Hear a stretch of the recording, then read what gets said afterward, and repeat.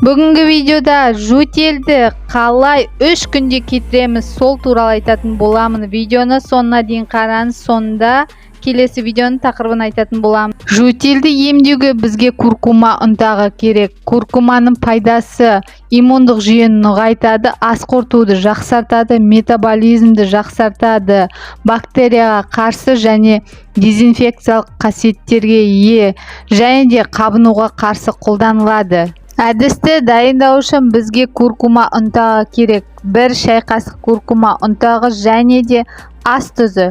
1 ас қасық ас тұзы керек. 1 стаканға салып, үстіне ыстық су құясыз. Ыстық су құйып, сосын жақсылап араластырасыз. Сәл жылығаннан кейін 3 мезгіл тамағыңызды шаясыз. 3 мезгіл немесе 4 мезгіл. 3 күн шаясыз. Шайғаннан кейін сіздің тамағыңыздың ауырғаны, жөтеліңіз кете бастайды. Егер жөтеліңіз қатты асқынып кеткен жағдайда 3 күннен ары қарай да жалғастырып шая беруіңізге болады. Бұл ең қарапайым әдіс. Куркуманы кез келген магазиннен алуға болады. Ас тұзында солай.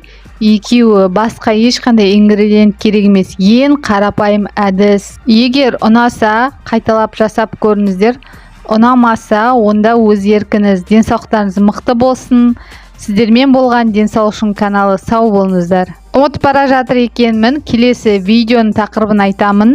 Келесі видеода қайызғақты қалай кетіреміз сол туралы айтатын боламын.